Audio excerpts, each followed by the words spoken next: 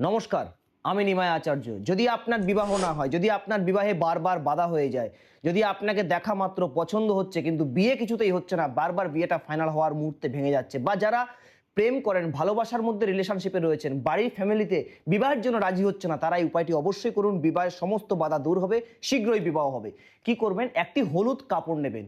হলুদ কাপড়ের ওপর 7টি জায়ফল রাখবেন এবং 7টি লোহার পেরেক রাখবেন, একটি সিঁদুরের কৌটো রাখবেন, আর 7টা টিপ রাখবেন, আর 7টা শুকনো হলুদের গাঁট রাখবেন। রেখে এটিকে একটি পুঁটলি তৈরি করবেন। পুঁটলি তৈরি করে উপায়টি করবেন আপনারা বৃহস্পতিবার দিন। পুঁটলিটি তৈরি করে কোনো একটি গোপন জায়গায় যাবেন যেখানে কেউ আপনাকে দেখবে না। সেখানে গিয়ে একটি পাথর নিয়ে সেটিকেই ভগবান বা অন্য দেবতা যাকে আপনি ভক্তি করেন তাকে স্মরণ করে এই পুঁটলিটি তার সামনে রেখে আপনি আপনার মনস্কামনাটা বলে চলে আসুন এবং একবার প্রণাম করে আসুন। 100% আপনার বিবাহের সমস্ত বাধা দূর হবে এবং শীঘ্রই বিবাহ হবে। নমস্কার।